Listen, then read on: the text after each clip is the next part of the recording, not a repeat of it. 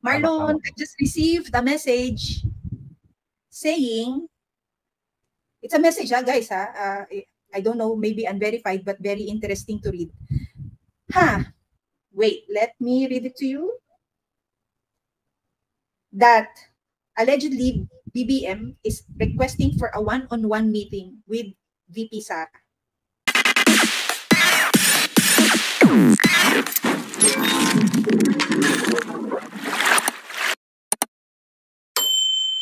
And kitang-kita ko yung galing, husay, talino at tapang ng isang Vice President Sara Duterte. Para sa galing. Sobrang galing. Saludo ba? Isang agila kontra sa sandamakmak na buhaya. Nilamon agad sila. Nilapa sila. Yeah. Hindi, Marlon, kasi ano yan, unang-una, in-establish naman na ni VP Sara na hindi, pinapaubaya na niya sa mga crocodiles. Pinapaubaya na niya sa mga congressmen ang pag-a-approve ng kanyang budget, and that she did not wish to proceed with the question and answer anymore. Kasi alam na niya na somehow itatrap siya, not because she cannot answer, but because she knows na it would be a nonsense deliberation. Kasi Marlon, it was a powerful message she sent noong nandoon siya sa harap mag-isa. Anong take mo dun? Ano to na akin, una, yung katapangan, tapos pangalawa, may naganap may isang congressman na hinahanap yung ibang staff niya. And sabi niya mismo, minabuti niyang solohin na lang to para hindi na madama yung ibang mga opisyal niya sa Office of the Vice President. Ang galing, Pam. Bilang isang leader, tinayuan niya at tinindigan niya, tapos hindi siya pumayag na mapapahamak yung mga taong nakapaligid sa kanya sa tanggapan ng OVP dahil lamang sa alam niya na maraming mga kongresista ang pilit na hanapan siya ng butas at pilit na ibabalik yung bulok na issue na 125 million intelligence fund. Ito, I do respect the contention of the Vice President. My last question is to the Honorable Chair. Yeah, as it was mentioned earlier, Madam Chair, I am not sure, but can you appraise us in the history of the Congress of the Philippines during budget briefings and deliberations? Has the Committee on Appropriations ever detained any resource person? Never. Ayan, Marlon, no? Congressman Janet Garin tried hard na parang yung sarcasm ba para kay VP Sara na, kasi meron si VP Sara doon na dahil ba mag-isa lang ako dito at napakarami nyo dyan, gano'n siya. Hindi ako nagsama ng mga kasama ko dito para kapag i-contempt nyo man ako lang at hindi nyo idadama yung mga taong kasama ko at yung mga pamilyang naghihintay sa kanila. So, we all know sa budget hearing na wala namang ganyan na nako-contempt and things. But I think what VP Sara was trying to say here was that wala kayong ginagalang o nire-respetong batas. Kapag gusto nyo, trip ninyo, gagawin ninyo. I think that was the message, no? Oo, kasi alam niya may president na nung mga nakaraan. Yung pagpapakulong kay Ka Eric, Selly, saka Doc Lorraine Badoy. At saka syempre yung pinakahuli kay dating presidential spokesman Harry Roque. Although, iba to kasi budget deliberations lamang to. Hindi ito isang Congress inquiry in aid of legislation. Totoo, pero yung hindi kasi VP Sara was not trying to be ignorant or an idiot when she said na na kapag kinontempt nyo ako, hindi siya tanga sa batas or sa process. I mean, minsan namang naging kongresista din si VP Sara, di ba? Yes, and ready siya. Sa tingin ko, ready siya kung anumang pambabalahura ang gawin sa kanya. Kung i-contempt siya, kung dumating sa puntong yun, tingin ko, nakahanda rin siya physically, emotionally, mentally, and higit sa lahat, spiritually. Yeah, tama din itong sinabi ni Josepo na yung balls ni VP Inday doon, pinagsama-samang balls ng lahat ng nandun sa kabilang row ng panel, Marlon. Kasi alam mo, to the point na tuwang-tuwa ako sa gesture niya, alam mo, yung nanduduro na siya ng pen. Parang gumagano. Oo, yung parang yung tinurn around niya yung table na parang to the point na si Rep Stella Kimbo halos hikain halos sikain ng Ale, Marlon. Tapos to the point na si Franz Castro, kinailangan niyang i-explain yung sarili niya. Noong pong nakaraang budget, hindi naman po kami nagtatawanan ni Stella Kimbo tungkol dun sa versus 11 days to 19 days ba yung isa na una nilang sinabi. And then to the point that even Rep. Stella Kimbo said na I don't remember saying or doing something like this, blah, blah, blah. Pero ang mga tao, Marlon, ang bilis kumuha ng resibo yan. Yung ang sinabi na niyang, let's stick to the plan, na ano na yun, na-record na kaagad ng mga tao. Kasi nung nagkakagulo na sila and all, since siya yung chairman nung committee, at siya yung alam mo yun, yung nag-moderate na para maging peaceful yung discussion, halos, alam mo yung wala na siyang masabi, nilulunok na lang niya yung laway niya kasi hindi na niya ma-explain yung mga sarili niya, to the point na nagkakabukingan na meron palang plan at kailangan nilang mag-stick sa plan na yon. So, it's very disappointing sa part ng pinanonood nating mga representatives of the people. Ano naman, Pam, alam mo, marami rin tiyak na dismaya doon sa kakampi ng mga buhaya kasi hindi nila inaasahan na ganito ka-ready at ganito katapang sumagot ang isang VP Sara na inaasahan nila ay tatameme lang o yuyuko na lang sa mga gusto nilang malaman doon sa budget deliberation. Oo nga, Marlon, kasi alam mo, even to the point na very uniform na, very consistent na, very standard na yung pagsagot ni VP Sara na hindi ako sasagot. Pinapakaya ko na sa inyo. Nandyan ang proposal, balikan ninyo. Kung ang decision ninyo is hindi ibigay ang nire-request based dyan sa presentation na sinabmit ng OVP, bahala na kayo. Kasi, ano yan, Marlon, indirect message yan na kapag ako, or alam nyo na kapag lumabas ang budget for 2025 at yan lang ang binigay sa OVP, pinagkaisahan siya ng mga congressman. Tama, Pam. Saka magiging force to good na rin dito yung lower house kasi inaprubahan na sa inaprubahan na sa upper chamber, inaprubahan na sa Senado, kaya buong tapang saka buong paninindigan na sinasabi pa ulit-ulit ni VP Sara na bahala na kayo, take it or leave it kung aprubahan niya yung budget proposal ko or hindi. Ito mas dinoble niya, Marlon, yung last year. Di ba 2023 doon sila nag-init sa confidential funds ng OVP. And then 2024 last year, nag-forgo siya sa confidential fund. Hindi na siya, tinanggalan na siya ng line item ng confidential fund. Tapos ngayon, that means to say, last year pa lang, nile-let go na niya. How much more this year? Ano bang habulin niya kung alam naman niyang ang resulta sa Congress, ganyan na papahiyain siya sa deliberation, tapos hindi rin naman siya aaprubahan. Kahit anong sabi nila, Marlon, na i-realign na lang natin kung ano yung mga project ninyo sa mga concerned agencies. Should that not apply also to the offices of these congressmen? When you say, di ba meron din silang mga Marlon, yung medical assistants, meron silang AIX, ba't hindi nila i-align sa DSWD? Doon sila kumuha sa DSWD. Or wag nilang budgetan ng mga opisina nila sa budget ng DSWD. Actually, dito mo kitang-kita yung pagiging double standard, no? And dito kitang-kita yung pagiging garapal ng mga kongresistang ito na pagdating sa sarili nila, hindi nila alam na yung binibintang laki VP Sara na paggamit ng mga ayuda ng ilang pondo ay ginagawa nila ng harap-harapan. Daming sample nito pa man, daming naglalabasan nito sa social media na kahit hindi sa kanila galing ang ayuda, kahit sa DSWD, nandun ang karamihan ng mga kongresista para sumama sa pamahagi ng ayuda, samantalang hindi nagawain yun at hindi natungkulin yun ng isang mambabatas, kundi ang dapat nasa distribution area ay ang DSWD lang. Sa halip, sila mismo ang nandun para para doon naman ipakita yung pagiging epal nila. Yun din, Marlon, yung question ko din doon, no? Yung pagiging double standard nila. Remember that moment when Stella Kimbo said, "May I remind the resource person, Madam Vice President," sabi ang ganyan, to act with respect doon sa mga, yung kapwa niya kongresista doon, Marlon. Minsan kasi, yung attitude na pinakita ng ating VP Sara kahapon, she was just only replicating kung ano yung attitude na nare-receive niya. Tama ba ako dun sa assessment kong yun, Marlon? Hindi mag-a-attitude ang VP Sara kung hindi kayo attitude dyan sa kabilang table. Mismo, tama. At saka, ganito na lang yun. Kulang na lang ipamukha ni VP Sara na kayo, ang gagaling nyo magsalita, ilang boto ba nakuha nyo? Eh ako 30 million ang nakuha ko. Tapos kayo may ganang duro-duruin nyo ako dito at pagtulungan nyo ako dito sa Kongreso, di ba? Exactly. Tapos yung disrespect, yung na meron sa tono ng boses ni, let's say, ni Franz Castro, na tinatawag nilang VP Sara, pero yung or Madam Vice President, but they do not even look at her.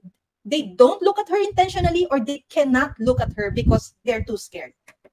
Asa Kasi doon? saka alam nila sa sarili nila na mga gawa-gawa lang, yung mga pilit lang sila nagbibintang laban kay Vice President Sara. Kaya hindi makatingin ng mata sa mata. Oo nga eh. Tingnan mo, Marlon, namin. Ito yung favorite part ko eh.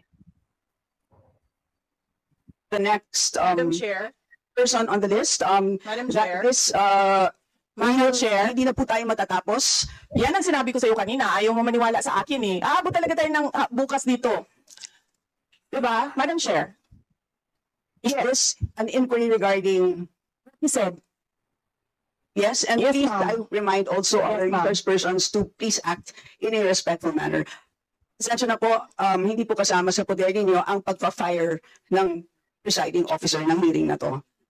So yes, So if you allow members of the House of Representatives lines like what you just said, like pusit, bakit mo ako kinu-crucify for saying a fact that somebody is convicted of child abuse sitting in the chair? Pusit, and then I cannot fire the presiding chair. So bakit? yes, we Bakit napaka one-sided nito, ma'am? noted po. Dahil ba madami kayo dyan sa kabila at nag-iisa ako dito? We note all your comments, ma'am, and let us now proceed. Thank you. Nakikita mo, Marlon, kung saan humuhugot ng tapang si VP Sara? Bakit siya biglang tumapang sa tingin mo? Yung biglang tapang, di, built-in na yun, pang. Ano yun, dugong nananalantay na yun dahil dugong Duterte yan. Ang ganyang pinakita niyang tapang kahapon sa Kongreso, ito na yung galit sa pagkadismaya dahil alam niya mulat mula kung ano-ano lamang gagawing bintang at kung ano-ano lamang ihahanap na butas laban sa kanya yung mga kaharap niyang mga buhaya. O sige, tama ka, very very correct ka dyan sa sinabi mo na built-in yung tapang. Hindi lang ni Inday, hindi lang magkakapatid. Actually, nilang pamilya. Built-in yan. Pero ang question ko kasi, ngayon lang niya pinakita yung pangil niya yan. Mula nung siya ay nag-resign na as DepEd Secretary. Nung pumalag na siya sa pagiging Cabinet Secretary.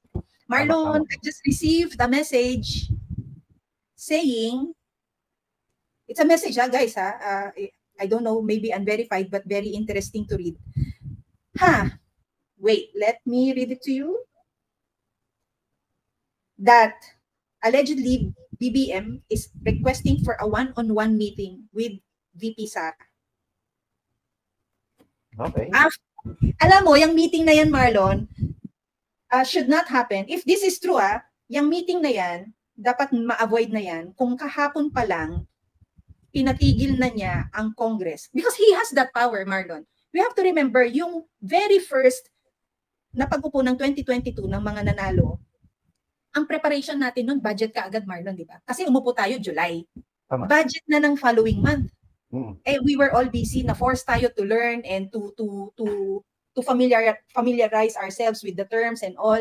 Tapos, di ba merong, is it parliamentary courtesy we call? Yung uupo lang sila doon. Because I remember, Executive Secretary Vic Rodriguez na nag-attend ng hearing sa Congress na inintroduce lang niya ang sarili niya at people already, like the congressmen already, I think it was also even Sandro Marcos na nagsabing as a courtesy na ganito, ganyan, we will not publicize yung mga ganitong bagay and we end now our discussion doon sa mga budget.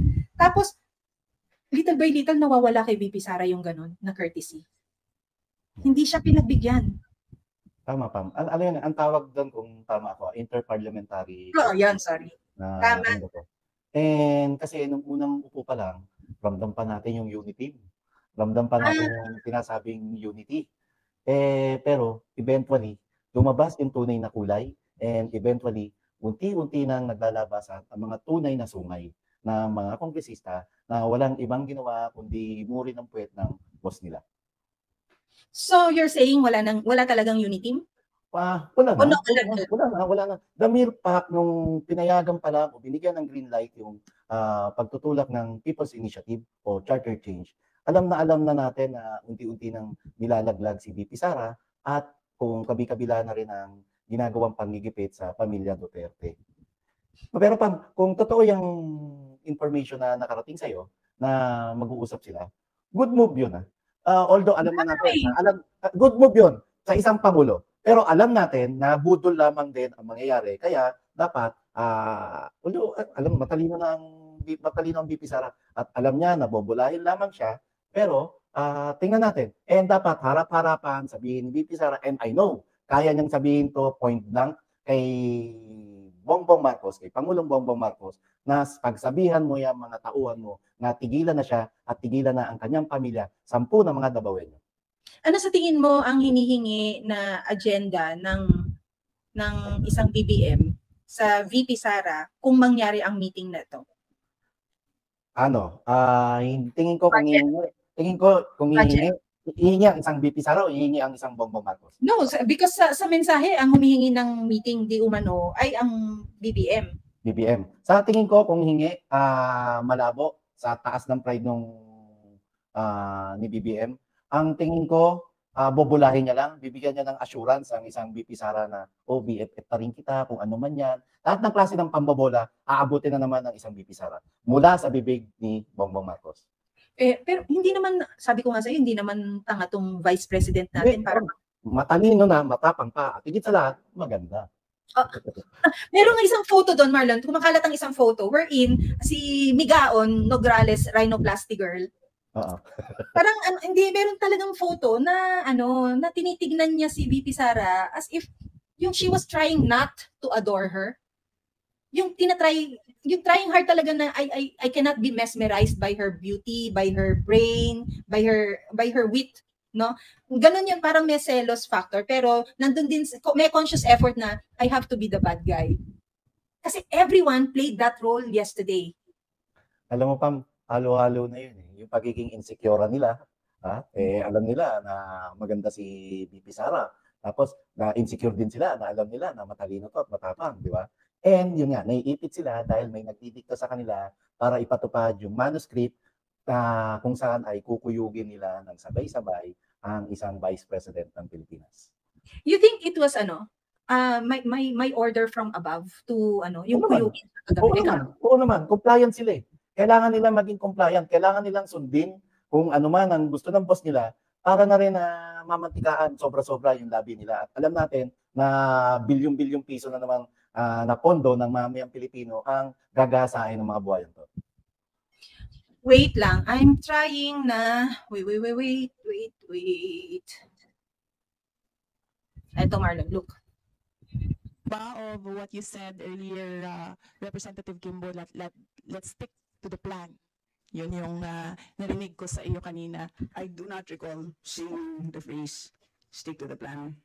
I ruled that we stick to our plan. We stick to our plan. Di ba? Sinong matutuwa sa mga taong yan na nagsinungaling ka tapos papasinungalingan mo yung kasinungalingan mo? Kasi even Dan Fernandez had to explain himself na parang kung meron ho kayong nabubuong conspiracy theory dyan sa utak ninyo at merong parang collective effort di ba na parang i-bully siya or something like that, na sobrang galing ni VP Sara kasi napapalabas niya yung mga salita sa bibig nila nang wala naman siyang sinasabi. Only by trying hard to be consistent doon sa sagot niya na hindi ko kayo sasagutin. Ayan ang budget, basahin ninyo. Kayo na ang bahala.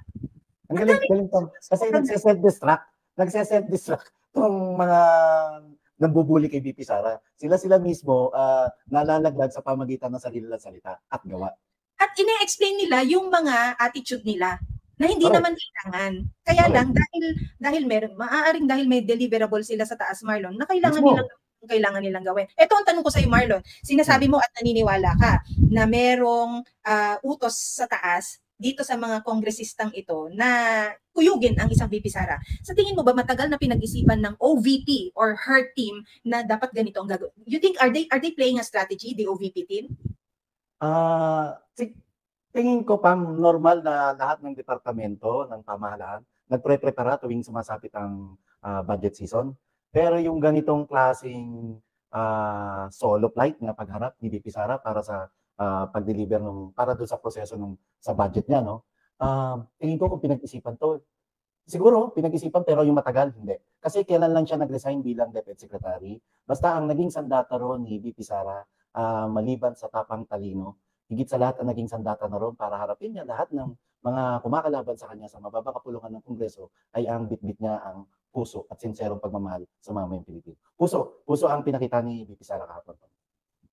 Pero puso ba, Marlon, is it also OVP or VP Sara showing weakness na gini-give up na lang niya kung ano yung mga project ng OVP para ipagkatiwala? At because we all know na hindi siya bibigyan ng budget.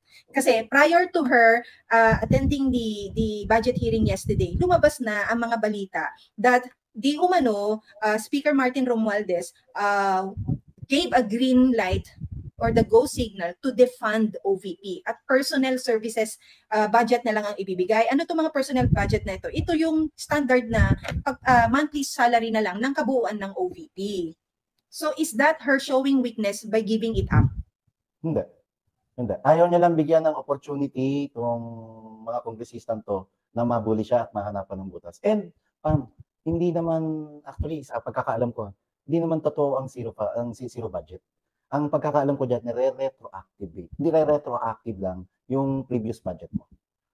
Yun yung pagkakaalam ko. Yun ang pagkakaintindi ko. Pag sinabi nilang zero budget, hindi mari. Kasi katulad to, kailangan mo ng magpasweldo sa tao and kailangan mo ng mobilization, kailangan mo ng logistical support. At yan, yung mga ganyan, kailangan yan pondo. At pag binigyan nyo ng zero budget yan, as in absolutely 0 centavos na pondo, masyadong mapipilayan ang burokrasya ng gobyerno, partikular na ang tanggapan ng Vice President.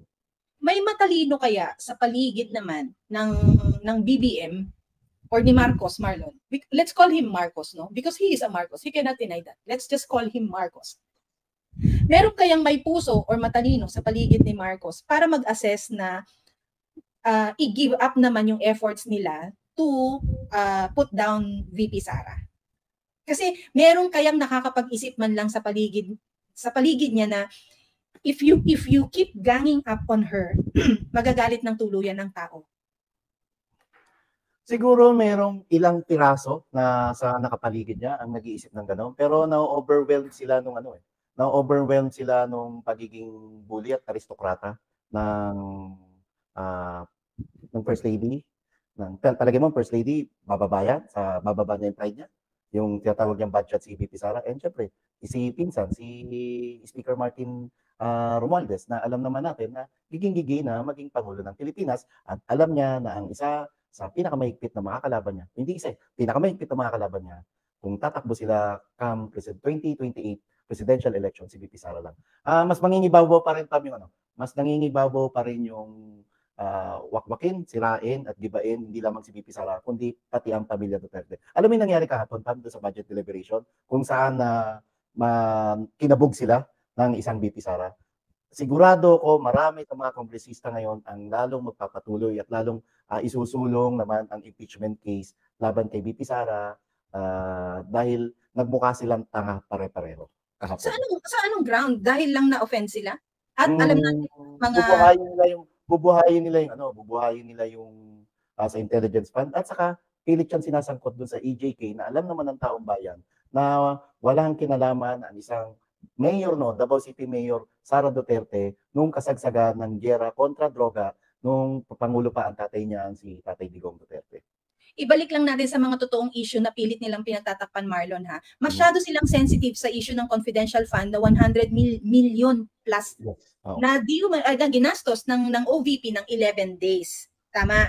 Pero hindi sila nagkakaroon ng conscious effort to give it to the Filipino people to be transparent about other budget na winawaldas nila in billions, Marlon. Not in millions, in billions. Ibalik natin, meron tayong katanungan kung nasan talaga ang 5,500 flood control na ginagamitan o binubuhusan ng budget per day na 1 billion. 1 billion. Lalo ngayon pa, maraming nag-cancel ng klase and may mga ibang lugar na binaha dahil sa walang puknat na malakas na buhos ng ulan, kagabi pa lamang. Kagabi And pa. kinancel yung klase dahil meron tayong habagat ngayon sa particular sa Luzon Region o Metro Manila.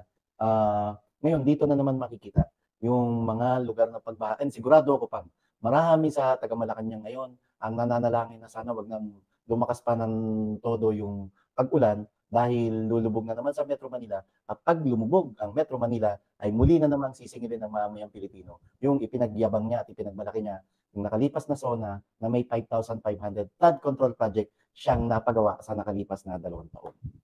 Na hindi kanya.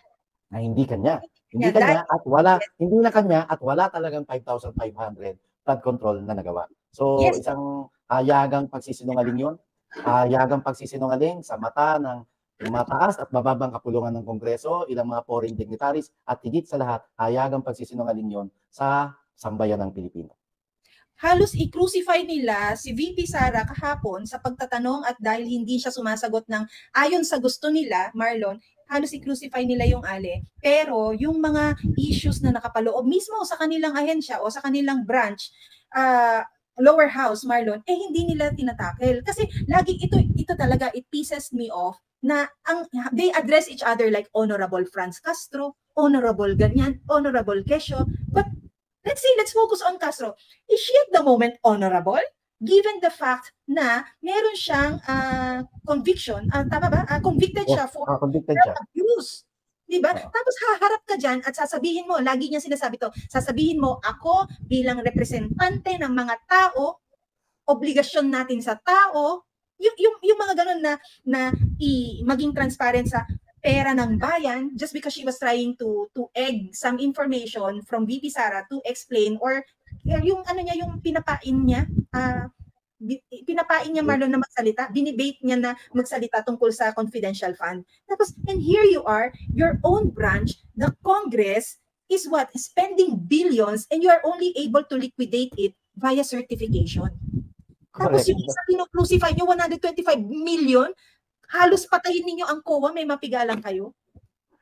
Bago natin balikan yung gusto ko lang puntahan yung kay Franz Castro. Grabe, napagalan si Franz Castro nung sinabi ni VP Sara na I do not understand bakit a person convicted of child abuse is still sitting in a seat of the House of Representatives. Okay.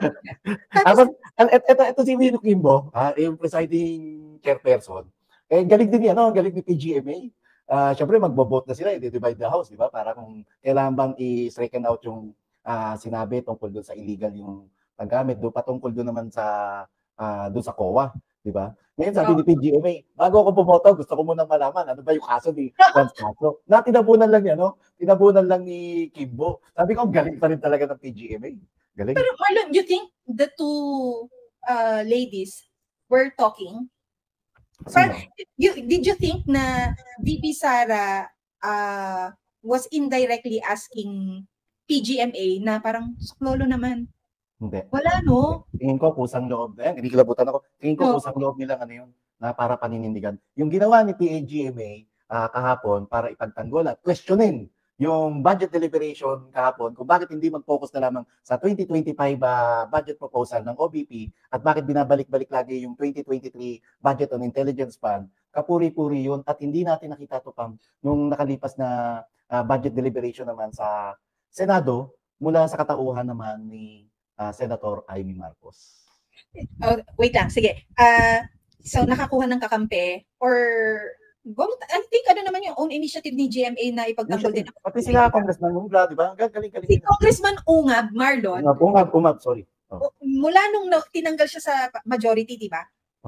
I was told na hindi na yan nag-start na magpapasok dahil he started not believing in the system. Na puro lang naman kayo politika, puro lang ang attitude ninyo this is a Marcos versus Duterte. Tapos yung hindi binibigyan ng tulong ang Davao, tapos yung budget ng Davao, yung alam mo yun, yung ilang linggo silang binaha and all.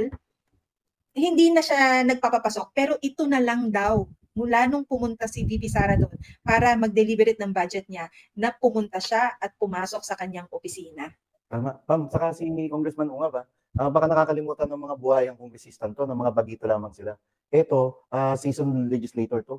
As in, matagal na naging congressman at matagal na naging mambabatas. Actually, Marlon, And hindi man niya to direktang sabihin, kulang na lang tukuyin niya na ito na ang pinakagarapal na pamunuan at miyembro ng mababang kapulungan ng Kongreso dahil ayaw niya pa rin mabahiran ng putik kung anong institusyon na kinapalooban niya pa hanggang ngayon. Pero alam natin, nararamdaman natin sa kanya ang pagkadismaya sa mga kasama niya sa Kongreso. at alam natin kung ano ibig sabihin ng punta niya doon. Loyalty, Marlon. Loyalty. Because he goes way back, not to sa VP Sara, but to the father. Mismo, yun ang nakakahanga. Yun ang nakakahanga na ito, di ba? Hindi dahil wala na silang pakinabang ngayon sa pamilya Duterte, ay babaliktad na lang. Yun yung samantalang karamihan sa mga congressman. And although yung iba kasi mga bagito eh. Pero yung iba ron, marami ron na nung panahon ng Duterte administration, halos grabe rin kung sumipsip sa palasyo ng Malacanang noon. Pero ngayon, nakukuha nila na sila mismo ang bumabatikos ng mga walang utang na loob sa pamilya Duterte. Okay, I don't know kung ano, ang hindi ko lang nakita dito kung paano nagtapos yung hearing because lumarga na ako noon, nasa daan na ako noon at medyo nawawala-wala na yung signal ko. But Alam then, ko po, plenary na rin yata o tatapos din sa plenary.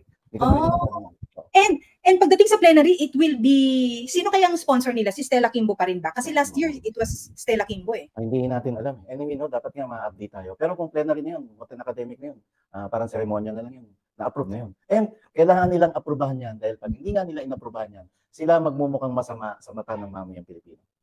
And Marlon yung worry nila na baka magmukha silang masama sa mata ng mga taong nire-representa nila, Marlon, they already are. Parang alam mo yun, because Stella Kimbo yesterday, parang mangiyak-ngiyak na ang babaita, ang ale. Na nag-explain, Marlon, na parang mula nung tinulungan kong mag-defend ng budget ang OVP, hindi na po naging maayos ang ibang mga tao, blah blah blah. Yung ine-explain na niya yung side mo. And if you find yourself explaining your situation, that means to say you failed. In some cases. Naintindihan natin yung predicament ni Kimbo. Kasi alam natin, hindi man niya aminin, malaki ang suspetsya ng mamayang Pilipino na may deliverable siya. And hindi niya inaasahan at hindi niya akalain na pagmumukhain silang tanga ng isang Vice President Sara. Ito, meron tayong puting papi. Okay. From Congress na after ng hearing na yon, di umano, it's just coming from a puting papi. You were told. I was told. Okay. And I enjoyed the moment while I was being told na isa-isang pumunta sa isang opisina nang hindi ko kilala at nakakuha na ito ng mga cheque. Oh, Marlon, hindi na bayong, hindi na paper bag, cheque na. Tanong natin sa land bank, baka check ng land bank ang ginamit. Bonus agad, no? Bonus, alam mo pa, ang dami talagang nagsasabi, may mga kaibigan din tayong kongresista, no? Ang sabi niya, ito na yung pinaka masaya nila na Congress, na administration. Kasi sa bawat, gusto nga nila agad bakasyon eh. Gusto nga agad nila naka-session break eh. Kasi bawat bakasyon merong may mga kanya na silang personal na ayuda. Tapos talagang todo bigay lahat ng mga generous allowance nila. Kasi busog, no? Ito yung batch na busog, no? Oo, ito. Kasi sabi nila, nung panahon daw ni PGMA, masaya rin. Pero ito, mas masaya at pinakamasaya sa talang buhay nito bilang kongresista. Kung ikukumpara ko, Marlon, nung time na tinanong kita, kasi di ba nag-cover ka na, nakapag-cover ka ba ng Congress? Hindi ako nag-cover ng Congress eh. So, nasa Senate lang talaga ako throughout. But then of course, halos pareho lang naman. Although marami tayong kaibigan sa mga Congress media. And shout out sa kanila. Yun yung gusto ko kasi ikumpara. Di ba tinanong kita, Marlon, sino yung favorite batch mo ng Senate? Kasi yung ngayon kasi, naampawan ka. Diba? Parang oo, ampaw na ampaw. As in, walang lamang pa. Walang kukote, walang deserving na nakaupo doon. Wala eh. Parang na kasi dati, hindi ko naman na inaabot kasi yung although estudyante ako nung EDSA People Power 1, nakita agad natin yung composition nung Senado noon, di ba? Hubito Salonga, Netali Gonzales, Rene Saguisa, yung mga gano'n na, may Blas Ople. Ngayon, sino yung mga nandun? Bigla ka na tapos may malalaman ka, may mga tatakbo na isang ala Philip Salvador, di ba? Magdadagdag na naman kayo, puro ampaw na nga kayo dyan, di ba? Ampaw na ampaw pa. Sobra, ampaw na ampaw at alam ko, maraming aayon sa akin, hindi lamang mga mamayag, kundi mga ordinaryong Pilipino na nasubaybayan ang takbo at kalakaran mula mataas at mababang kapulungan ng Kongreso. Sabi ko na nga ba, Marlon, totoo yung naging principal mo si Eva at Adan. Hindi pa. High school ako noong 1986. High school ako. And syempre pa, political science student tayo eh. Kaya alam mo yung awareness natin sa politika nung sa kolehiyo pa lang, ganun na, nasusubaybayan na natin. At kasama yun sa current events dun sa kurso namin eh.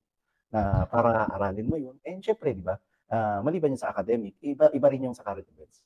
Which, by the way, I would like to congratulate you dahil ang dami-daming na-impress sa'yo doon sa liwasang nung magsalita ka, Marlon. Nakama na yun eh, yun yung puso. At saka nabigla ako nun, hindi ko akalain yun. Siguro naghanap sila ng mga speaker and para lang ipakita natin na nakikiisa tayo at nakikisimpatya tayo at yun na yung puso na yung pami. Kung ano lang lumabas sa bibig ko, kung ano lang. Kung yun ang ikakapahama ko, so be it. Para sa bayan, para sa susunod na generasyon pa. And pagpasensyahan ako kung mayroong mga nairita, pero yun yung puso, yung puso. Yun yung wala na ibang laman utak nung kundi yung galit na. Yung pagkadismaya, higit lalo yung ginagawa na ng panggigipit ngayon sa Davao. Mas maraming nagpapasalamat, Marlon, dahil pinahiram mo ang boses mo, pinahiram mo ang tapang mo. Thank you. Para sa Ang daming message, Marlon. Gusto ko na nga silang i-block. Joke. Sabi ko, si Marlon. Yung anak ko nag-message, "Daddy, ingat ka." May mga kamag-anak na ingat ka. Kaya lang, minsan mapapaisip ka rin, nga, pag binalikan ako, kaya lang, wala talaga pa kung ito ang paraan para makapagmulat pa tayo ng mga natutulog nating kapwa Pilipino, gawin natin. Kasi hindi na talaga tama at marami ng mali na dapat baguhin ang kabulukan ng administrasyon. So sinasabi mo, Marlon, na sa tingin mo, marami pa bang natutulog na Pilipino? Maraming gising, maraming mulat, pero yung iba ba tulot lumbas ng kalsada? Ang dami nagtatanong sa akin, Pam. Yung after natin, kasama ko yung mga ilang kababata ko sa Santa Mesa. Sila mismo, syempre, yung pag-aalala sa akin, hindi ka ba natatakot, ganun, di ba? Tapos pangalawa, sila mismo. Ramdam nila, ultimo yung mga kasama nila sa bahay. I-share ko na lang rin to, I don't know kung may time pa tayo, Pam, pero kapiraso lang. Kung bakit hindi kung bakit marami pa rin mga kababayan tayo ang ayaw lumabas sa kalsada. Alam mo, Pam, ang requirements nila lagi, yung pamasahe. Kasi yung 100 pesos sa isang ordinaryong Pilipino, masaya na silang priority na pambili ng load yun.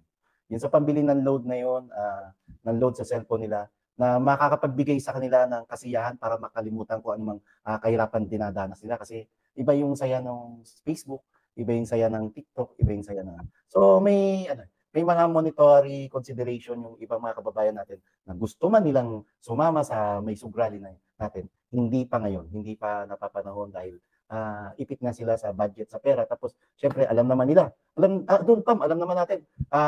Doon sa liwasang Bonifacio, pinakauli, di ba? Bigla na lang dumarating yung tubig and walang kasiguruhan. Walang kasiguruhan kung may pagkain tayo, kung may tubig tayo. Basta, alam natin, may mga mabubuting puso na nagdo-donate para kahit pa paano, maibsan yung uhaw natin, yung pagod natin, yung mga ilang tinapay, yung mga ganun eh. Yun ang ibang tanong ng mga simpleng, mga ordinaryong mamayan. Gusto man nila sumama, medyo bantulot pa sila sa ngayon.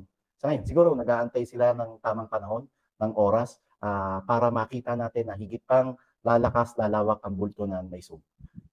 Pero may ibang paraan. Tamang-tama ka sa lahat ng sinabi mo, Marlon. Kasi yung minsan may maraming tao na nasa sitwasyon na yung pera nila pangbigas, pang-ulam. Yep, tama. At yung iba talaga nagbibigay din or nag-uubos din ng effort na pang-load. Dahil tama ka sa sinabi mo na ang internet ngayon, isa sa mga nakakapagpaligaya talaga ng ating oras, di ba? Ito, nagbibigay yan. Bakit nag-e-echo? Nagbibigay yan, Marlon, let's say, sabihin na natin yung mga manggagawang nandito sa Maynila lumuwas, ang mga pamilya yan, nasa iba-ibang mga probinsya. And sabihin na natin video call ang kanilang pampalipas oras para laging nakikita ang kanilang mga anak or makikumusta sa asawa. That's why yung allocation ng natitira nilang budget nasa pang-load. Pero hindi tayo dapat panghinaan na ang basihan lang natin ng success ng isang panawagan ay ang crowd ang kapal ng crowd ng tao. Kaya titingnan mo ngayon, 4,200 live viewers tayo. Maybe someone else is live and also talking of the same issues that we have. Maybe more than or less than. Another one live, maybe more than or less than. If you combine, Marlon, yung tao na yan, at isipin mo na yan ang nasa kalsada, At lalo nating iisipin na hindi ka bababaran ng mga 4,000 viewers na yan kung if they do not share the same sentiments as we have on issues. Doon pa lang, we know for a fact na sa digital world, nananalo tayo, panalo tayo. Tama ka pa. Hindi tama, pero marami rin mga kababayan doon sa Plaza Miranda pa lang, yung nauna kasi ng mga ilang. May lumapit sa akin si Kuya Joseph. Alam ko, Adam yung anak niya. Magkasawa sila. Galing sila sa Sangandaan, Caloocan, o bandang dito, bungad ng Caloocan. Isang pamilya sila na talagang kusang loob silang pumunta sa plaza, nabalitaan nila sa Plaza Miranda, tapos yun, sumama sa atin magmarcha papunta Liwasa Bonifacio. Isang pamilya to, si kuya, si ate, at saka yung anak nilang 9 years. Sila ba yung galing abroad pa? Hindi, meron pa, yun nga, doon ako papunta. Galing Las Vegas pa. Mag-asawa sila. Sorry mga nakakalimutan ko po name nyo, no? Medyo malilimutin lolo nyo. Anyway, yung mag-asawa pa, dapat pupunta sila ng Singapore. On vacation sila, taga Las Vegas, USA sila mag-asawa. Hello po, ma'am and sir. Dapat pupunta sila ng Singapore, pero nung nakita na nila yung sitwasyon na yung ginagawang panggigipit ng kapulisan sa KOJC compound at ganito, may panawagan na lumabas ang tao sa kalsada. Mas minabuti nilang sumama sa rally mula Plaza Miranda hanggang Liwasa Bonifacio kaysa magpunta ng Singapore. Meron pa mag-asawa naman taga Manugit, Tondo. Hello po, mag-asawa rin. Talagang sabi niya malapit lang kami sir, pero talagang pumunta po kami kasi hindi na nila matiis yung nangyayari sa kasalukuyang pamahalaan. And ang nakakahanga yung lumapit sa atin si Ana and Soraya ng The Five, dating co-host sa Itbulaga at kumanta pa talaga, di ba? And kumanta pa siya na yun siya mismo sabi niya gusto niya magsalita. Kaya di ba hinatid ko agad kay pinakilala ko agad kay Spokes Harry Roque. And nung lumapit siya, nagsasalita si Dr. Rain Badoy. Ano po, shout out po sa inyo. And pagtapos siya na yung pinagsalita at kitang-kita napaka-organic. Nawala ako, may tumawag sorry. Pero napaka-organic patunay ito na may mga kababayan talaga tayo na hindi mo kailangan sila na mismo, sila na lumalabas at hindi lang ito yung mga taong patunay ito na hindi hakot yung crowd, kundi kusang loob ito. Kusang loob, and eventually naniniwala ako na dadami pa lalo tayo sa mga susunod na araw. Marlon, ang daming mga inspired sa'yo. Okay, salamat. Naman sila. Ito Marlon, tanong ko lang. Ikaw ba ay KOJC member? Hindi. Katoliko. Ayun. Sa mga katoliko ako. At sabi nga sa inyo, dati ako sa Kristal. Huwag na tayo pumunta dyan. Nag-choir ako. Wow! Pamilya kami ng choir. Marlon. Pamilya kami ng choir. Okay, so hindi ka KOJC member. Ikaw ba, Marlon, ay talent ng SMNI? Ay, hindi. Wala akong talent. Talent ko makasar ng tao. Ano yan? Very good ka dyan sa talent mo yan. Hindi, Marlon, I'm just trying to establish here na hindi mo kailangan maging KOJC member. Correct. Hindi mo kailangang naniniwala ka kay Pastor Kibuloy. Hindi mo kailangan talent ka or member ka ng SMNI. Ang kailangan lang naman maging Pilipino ka para makiisa ka sa panawagan. Dahil itong panawagan naman nila, hindi lang pang kanila. Ito ay panawagan ng pangkalahatang Pilipino, Marlon. Dahil dito na-violate na yung kanilang rights. Na kung nagagawa sa kanila ay maaaring magawa sa atin. Yung paninikil sa freedom of expression, Marlon, na ginagawa marami na na-experience natin na ginagawa sa atin by as simple as hindi mo pwedeng i-share ang isang information dahil dine-deactivate or nililimit ng Facebook. Hindi mo kailangan maging KOJC ka, SMNI ka, or talent ka na or naniniwala ka kay Pastor, na which is not wrong, but all you need to do is be that brown fellow na Pilipino para lumabas ka, para makaisa sa panawagan natin. Tama. And disclaimer. Hindi natin pinagtatakpan kung ano yung kasong kinakarap ngayon ni Pastor Apollo Kibuloy. Kung ano man yan, dapat yan harapin ni Pastor Apollo Kibuloy sa husgado. Pero alam natin na meron siyang tunay at sapat na dahilan at personal na dahilan kung bakit hindi siya sumusuko sa ngayon dahil alam niya na walang makukuwang hustisya sa laban niya ngayon, higit lalo, at yung dati niyang tinulungan nung eleksyon ay walang utang na loob para naman kahit papano magsukli ng konting kabaitan. Dahil ramdam na ramdam ni Pastor Apollo Kibuloy ang persecution na ginagawa ng pamahalang Marcos dahil ang isa lamang sa naging problema niya, hindi problema yon, kundi proud siya na malapit siyang kaibigan ng dating Pangulong Rodrigo Duterte. Na siya naman ding sinasabi ng mga statement, for example, ni VP Sara at saka ni Mayor Baste, na hindi naman nila kinukontra ang pag-serve ng warrant. Correct. Correct, long correct. as ito ay compliant sa batas, Marlon. Correct. Pero Correct. ang nangyari kasi sa KOJC is you're trying to serve an alias warrant yun, no, Marlon? Pero tinake over mo yung property. Sobra. Tapos, yung mga Sobra. may-ari at doon naninirahan, silang nasa labas at ikaw nahangal ka dahil tao ka ng isang tore, kayo ang nasa loob at nag-o-occupy ng property. Sobra, Tapos, sobra. And dapat warning to sa lahat ng pamilyang mamayang Pilipino. Kasi kung itong ginagawa ni General Torre ay hindi mabibigyan ng kaparusahan, magiging president to. Masamang ehemplo na pwedeng mangyari sa lahat, mayaman ka man o mahirap na mamayang Pilipino. Dahil isipin mo, meron ka lang inuhuling tao, ang bit-bit mo, warrant of arrest. Tapos magkakampo kayo doon sa property na isang pribado at sagrado. Tapos kung sino yung taong natagaron, ayaw papasukin ng compound at ayaw palabasin ng compound. Kaya ang tama sabi, martial law. And bago natin kalimutan, kapuri-puri yung ginawang privilege speech kahapon ni Senator Bato de la Rosa na inayunan din ni Senator Bongo at Senator Robin Padilla. And gayon din yung pag-interpellate ni Senate Minority Leader Coco Pimentel, and umepal pa ang isang Senator Amy Marcos na alam naman natin na super plastic, super orokan, saka talagang walang laman, walang substansya, at alam natin na isa lamang siya ang pambansang mangga ng Pilipinas. Yung national fruit na yan ng bansang Pilipinas, Marlon, naglabas din ng kanyang statement na para na lang hindi nagkakagulo, sumuko na lang ang isang pastor. Diba?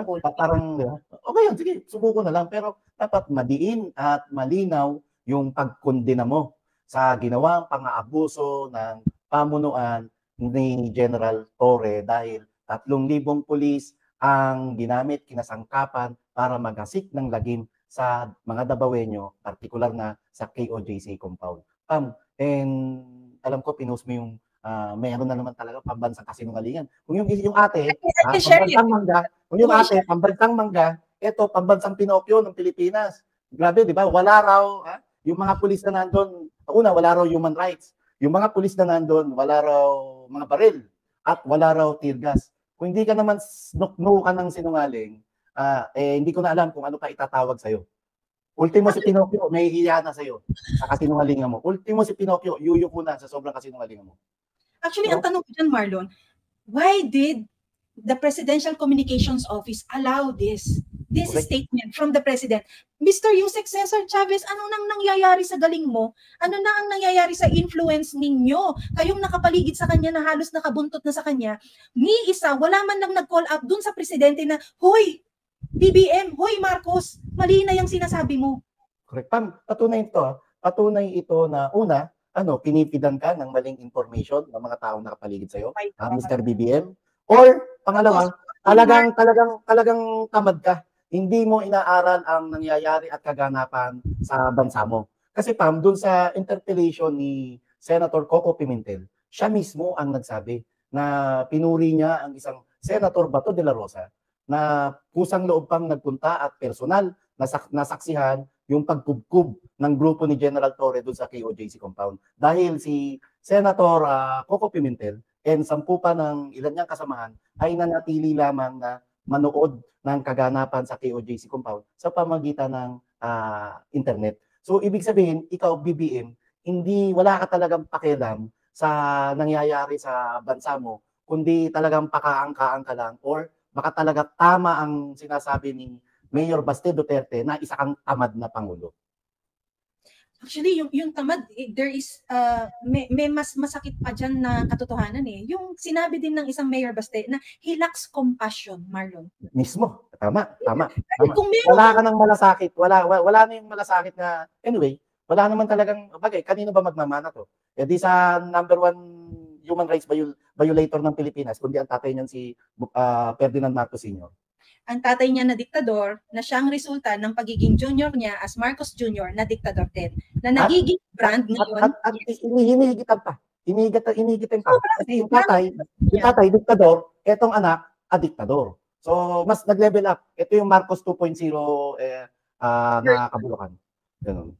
And slowly, since Amy Marcos announced her candidacy under the slate of her brother, Amy Marcos started also switching her sentido, Marlon, Uh-huh. na nag-iiba na rin ng tono ang kanyang mga mensahe na unti-unti ay kumakalas doon sa sinubukan niyang panghawakan na Uniteam na hindi na nag-e-exist ngayon because the only glue remaining na nagkaroon ng Uniteam before was VP Sara.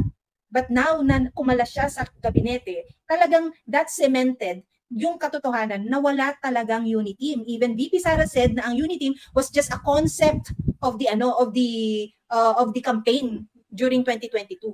Yun lang. Wala na ito ngayon. Mismo. And wag nating kalimutan yung sinabi yung nagdasal sa Jesus is Lord event, si Senator Amy. Yung sabi niya, Panginoon, ilayo mo po ang kapatid ko sa mga demonyong nakapaligid sa akin. Ayan, harap-harapan ang kademonyo ang nangyayari sa KOJC compound. Lalo ngayon pa, kahit meron ng dito pagparo na inilabas sa ang Davao City RTC, meron pa rin mga pulis sa KOJC compound. And etong pagiging plastic at pagiging manggagamit ni Senator Amy Marcos ay sigurado ko sisingilin siya sa darating na election next year. So meron pa rin mga pulis meron pa at dapat yung ipapatawag na investigasyon ni Senator Bato, total nagpakita na siya ng pangil niya, panindigan niya na ito, ipatawag hindi lang si General Torre, kundi ipatawag ayoko magmura pero itong lekat na pulis na ton, yung lekat na pulis na ton nang spray di ba? Yung executive director di ba? Nako, kung nanay ko ginanon mo, grabe, ipatawag yon para mapatunayan din kay Bongbong Marcos na merong tear gas. At patunay, isang senior citizen na babae ang ginamitan ng pepper spray ng isang loko-lokong pulis. Tapos meron pa yung ano ba to? Yung ballpen, ballpen. Wala nakakagigil lang. Hindi, may sinungaling kang Pangulo, may sinungaling kang Commander-in-Chief, na yung mga tao mo sa grounds, hindi mo alam kung ang mga pinagagawang kalokohan. Meron pa yung sundalo na merong American flag. American flag. Dapat ipatawag din yun, na maubara ng maskara yun. Asan ang delikadesa mo? Kung totoong Pinoy ka, o baka PhilAm ka, asan ang delikadesa mo para suotin mo yan, at proud na proud kang suotin yan. Unless na isa kang Filipino-American soldier. And para mabuko na yung mga sinasabi ng KOJC congregation na yung operation ni General Torre ay may dikta, hindi lamang ng Palasyo ng Malacanang, kundi may dikta ito ng pamahalang Amerikano. Paano may dikta, Marlon? Hindi nga daw totoo na armadong pumasok yung mga tao doon. May mga baril.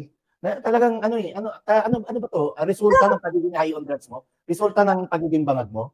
Diba? May mga baril ay nako,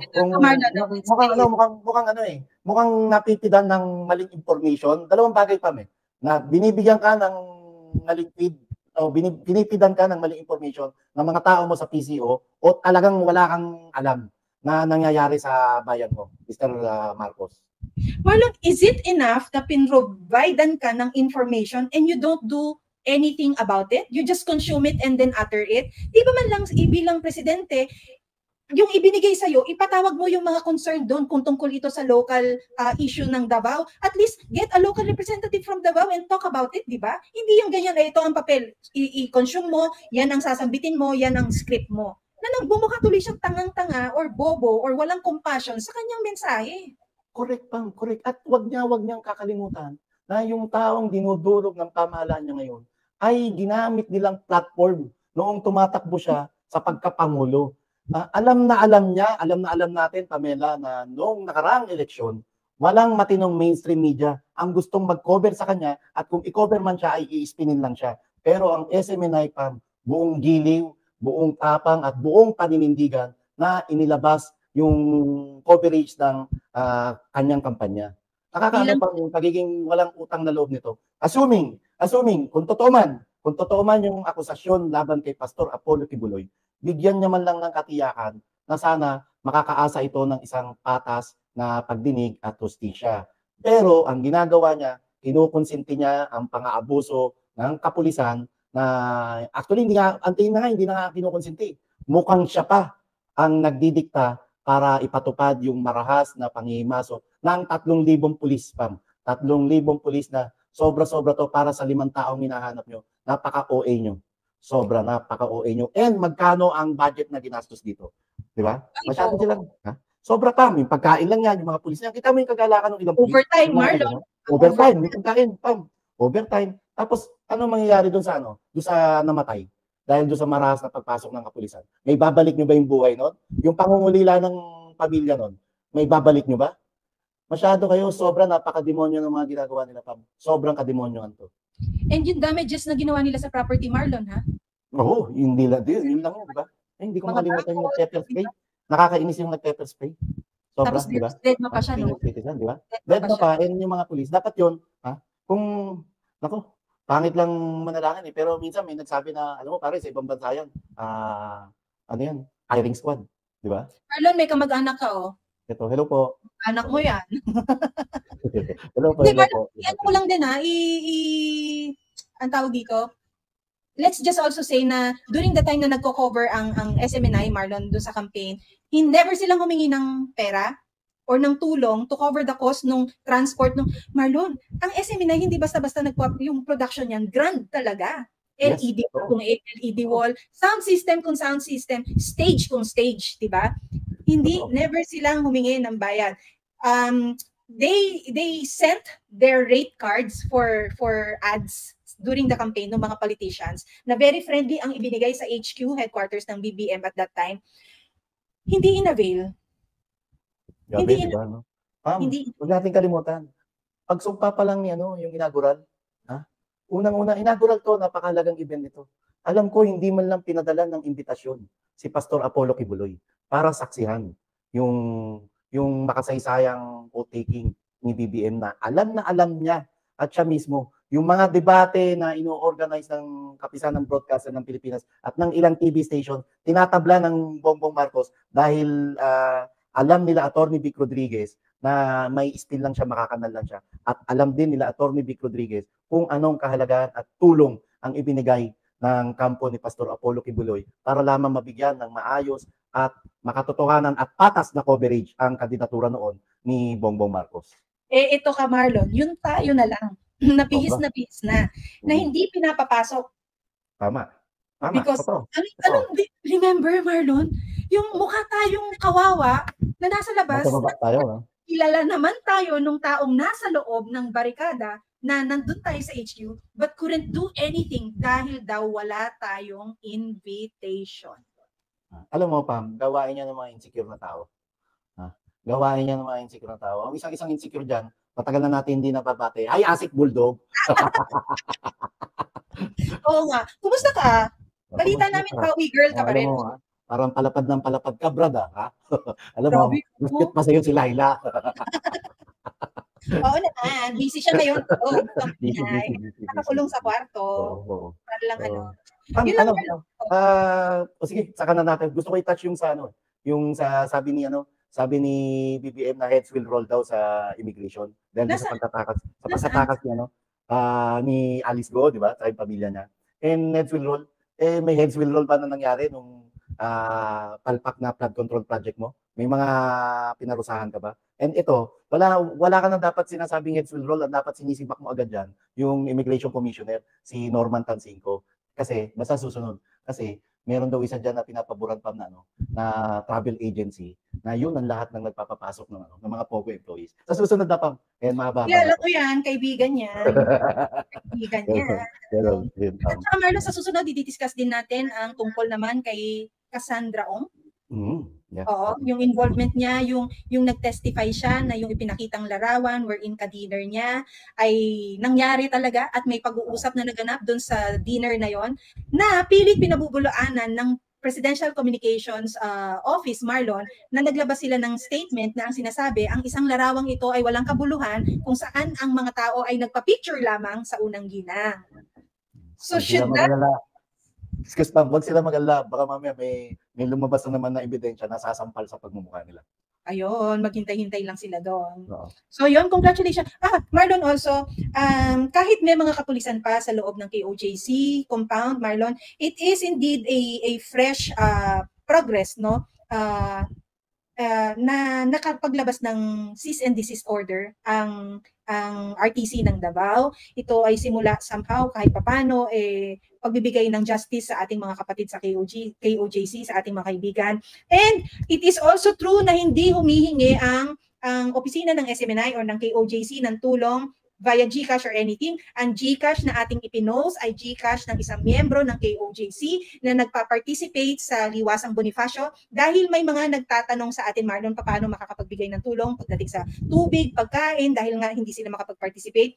Yun ang pinost natin. If our intention is to collect money, it should have been one of our accounts na nakapost doon, but mas minarapat namin na idiretso na ninyo. Pero yun po, sa mga tutulong, tumulong ng taos sa puso ninyo. At sa mga hindi naman tumutulong pero may nasasabi, shut up na lang kayo. Pakainin ko ito ng ballpen na ito. And sana magtuloy-tuloy yung temporary protection order na inilabas ng Davao RTC, and sana kilalanin ito ng PNP, and sana magkaroon ng hustisya yung dinanas na pang-api ng mga kasamahan natin sa KOJC. Maraming salamat sa 3,643 na live viewers. Ako